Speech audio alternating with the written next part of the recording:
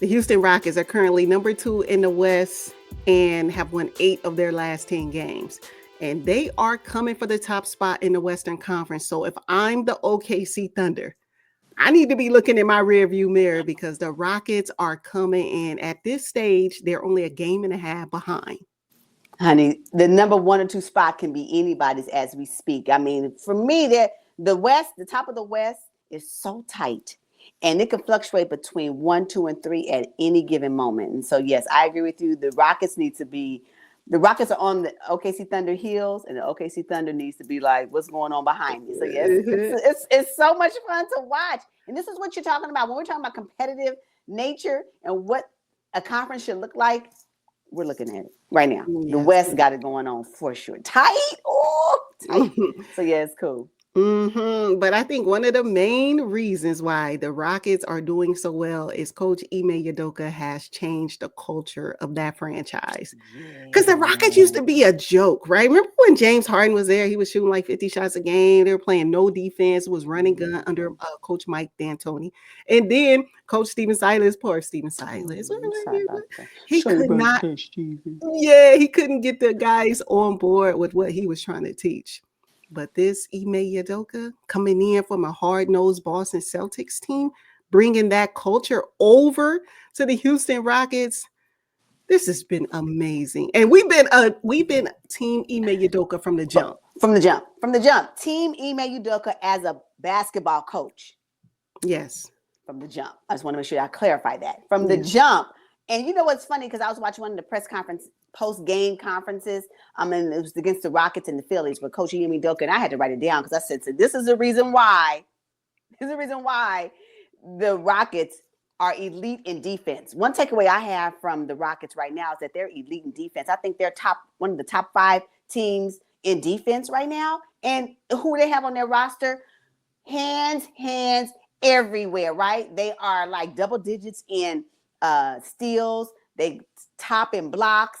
They will get a deflection. You will you will get a turnover from them. Yeah, you better hold on to the ball. If you remotely have butterfingers when you're playing up against the Rockets, you're going to lose the ball because they're going to take it from you. And I'm talking about not like polite swaps, like literally snatching balls out of people's hands. Have you seen them do it? I have. So, yeah, their elite defense is, for me, a cut above the rest, which is why they're at the top of the conference in the West, which is why, if you look at them, Ime Udoka has them playing. If you remember, it's a little bit reminiscent of what he did for Boston when he went over there. It's kind of the same thing. He knows that defense wins championships. He knows that defense, along with the solid offense, is going to help, keep you at the top of the conference. Do you not think that the Boston Celtics thrived or did not thrive? And part of their success came from the back of him and his coaching style. So the Rockets are reaping the benefits of that.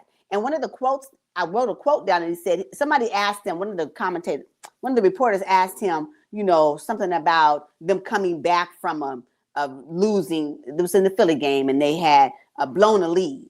And so the reporter asked Ime Udoka, what do you say about your team blowing the lead? And I'm paraphrasing, right? And Ime Udoka said, one thing I'll never question with us is effort and fight. Scrappy group that will continue to fight until we get back into the game. And that's exactly what they do. They're scrappy. They got effort. Their fight is tremendous. And we can see that when they're in their defense. They're amazing. Yeah, they are. They're the second highest defensive rating team behind the OKC Thunder. And the thing with Ime Udoka, he's not afraid to try new things. No. Right? Especially when it comes to playing defense, because there are times when he decides to go with Jacques Landale over Steven Adams, or he'll put in Jabari Smith Jr. to play center. That's like, okay, that's different, So I just love the way he's able to make adjustments throughout the game, adjustments prior to the game, just to throw things off. And the Houston Rockets, hey, I've been a big fan. I've been a big fan since Ime Udoka came over there. Yes. I will say, though, it seems like the fan base, they're even catching on, because I looked at it in 2023, they were the 28th of 30 in terms of crowd attendance. Last year, 22 of 30. This year, 8 of 30. So they are packing the Toyota Arena, and it's just good to see. It's fun basketball with the Houston Rockets. I think the pairing of Dylan Brooks and Ime Udoka, Dylan has found his sweet spot. Because I think he was a little bit scapegoated when he was with the Memphis Grizzlies, right? They blamed him for a lot of things. But now, this Dylan Brooks, the way that he approaches the game is almost the same way Ime Udoka approaches the game. And it's perfect. It's a sweet spot for him. You know, though, and sometimes, speaking of Dylan Brooks, it is really okay. I wouldn't say okay, but when his offensive game is not on, and happens quite often that it is not, his defensive presence, though, always on. Always on. And to your point, I think the personality match between him and Ime Udoka is a solid connection because they both approach the game, as you mentioned, in the same manner. Another thing I like about the Houston Rockets is that anybody really can have that game that propels them to a win. Anybody can get it. It may be Alperen Sengun. It could be Dylan Brooks one time if you're looking. It may just be Jabari Smith. It may be Jalen Green. It could potentially be, it may be Ime Thompson off the bench. It could be anybody that can give you that offensive punch that will help propel them at any given day. And I like although we know that I think if you had to say who's a superstar on the Houston Rockets, you'll probably go with Sengun first, right? And then you'll probably say, oh, maybe Jalen Green. But technically, it can really be anybody on any given night. And I think that, again, attributes to the way Ime Udoka coaches and how he puts his players in position to be successful. So yeah, I like that about the roster that anybody can get it. Yeah, and Fred VanVleet could knock down 40 if he wants to. And Fred VanVleet, I don't want to leave him out. Absolutely, Fred is another one. Yes. So. Yeah, the Rockets, you talked about their defense. I think Tari Eason, he's like number 3 in the NBA in steals. You talk about handsy. Tari Eason, Ime Thompson off the bench. Y'all, if you're not ready, they're going the other way to the rim to score because they will snatch it. That's just who they are. Tough, hard-nosed in your jersey. Right. Wait, they call them the Terror Twins. That's what they are. Off the bench. Terror Twins? Yes. So if you think that you're about to even finesse, you're not going to finesse them too. I'm sorry. You cannot finesse Ime Thompson and Tari Eason. You can't. You may be able to get them one time, but you won't get them the second time. Not throughout, not in a 4-quarter game. It's gonna happen. It's not gonna happen. Yeah, and then let's talk about their rebounding prowess, right? They lead the league in rebounds, averaging about 50 per game. And Alperen Sengun, 10 of those are his, and Ime Thompson, 7 rebounds per game. Come on, they snatching everything. You almost have to. It's just unbelievable. And then Jabari Smith Jr. can get you 6. We'll get you 6. They will get you 6. So it's like, hey, you don't box out. If you don't box out, the Rockets are getting the board. Easy. Wait a minute. I saw a compilation of Alperen Sengun somebody put on YouTube.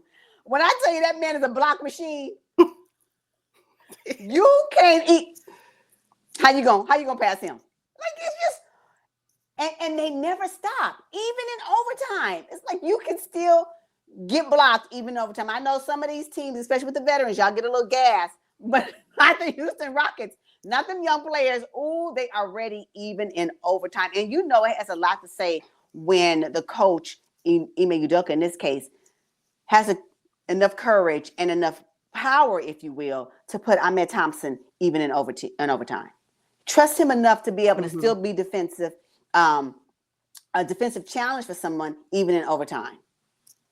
Off the bench, you know what's funny though? The Terror Twins is what they call them, which I think is the cutest name. The Terror Twins, they are actually playing starter minutes. That's how successful they are. I mean, are we looking at maybe one of the two of them, maybe the 6th man of the year? They are. Yeah, I'm looking at Ime Thompson with 26 minutes per game and Tari Eason at 22. Productive minutes off the bench. We're not talking about cardio minutes.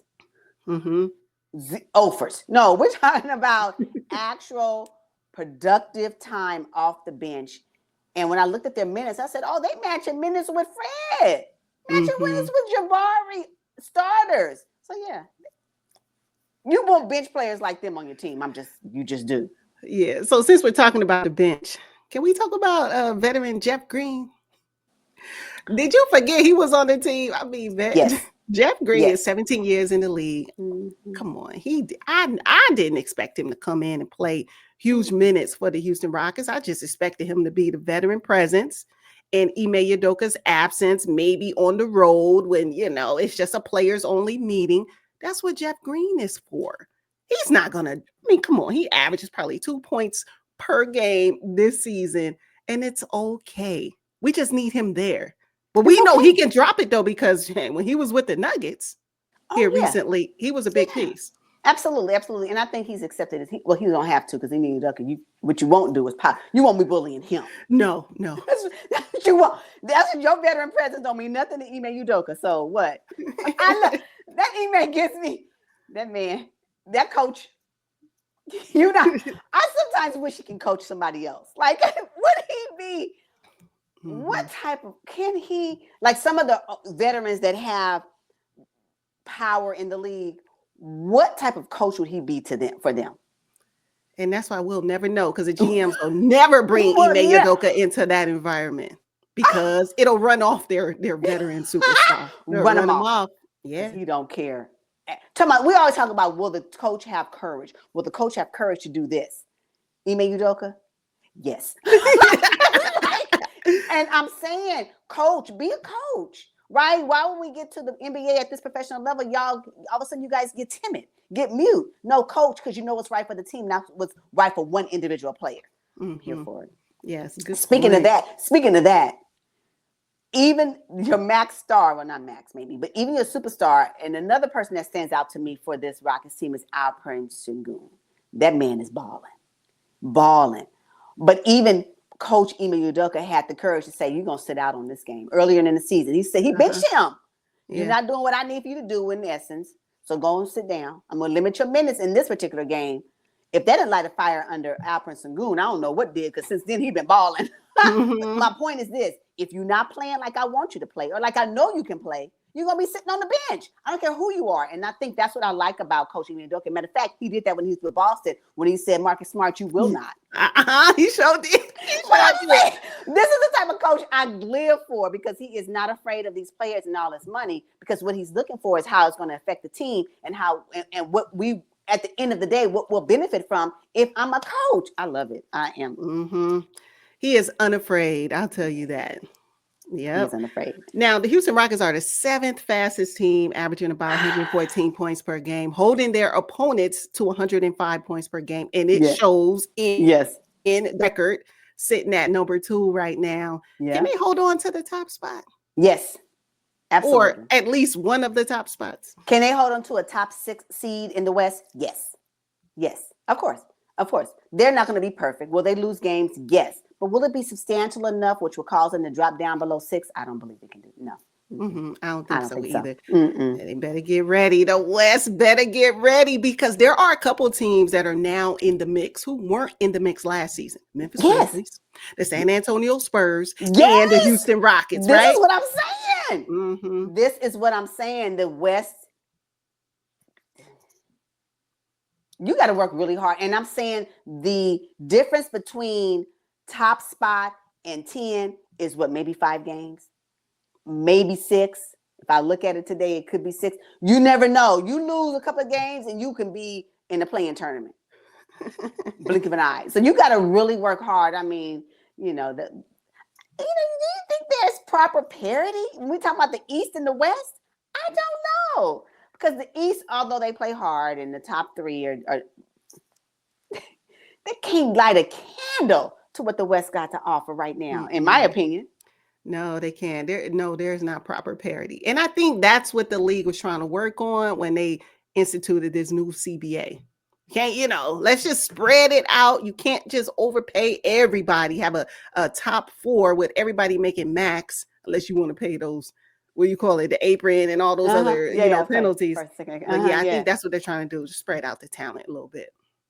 I mean, but come on, when we're talking about teams like Oklahoma City Thunder, Houston Rockets, what veteran superstar do they have on their team? Let's talk about it. Veteran superstar? Yeah, no. They drafted. They're using their draft capital the right way. They're using players that they acquired through the natural trade. They Mm-hmm. didn't do blockbuster trades. Right. Mm-hmm.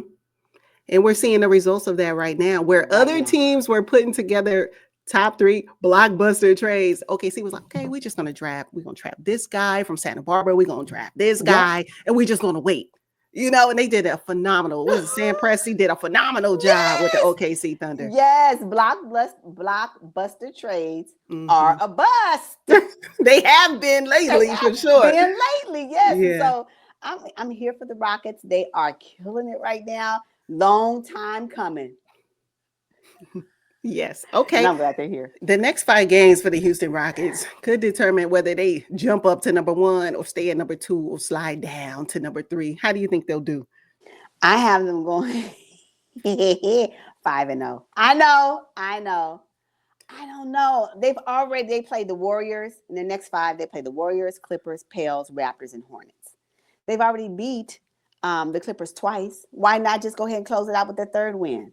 Mm-hmm. Right? The Warriors, if they're going to lose, if I had to say there may be one loss, it could be to the Warriors. They already lost to the Warriors once this season. They can most definitely lose again. But I have faith that they'll be able to withstand some of the challenges that the Warriors placed on them the first time, because that's how much trust I have in this team and this coaching staff. So that's why I have them going 4-0, 5-0, 5-0.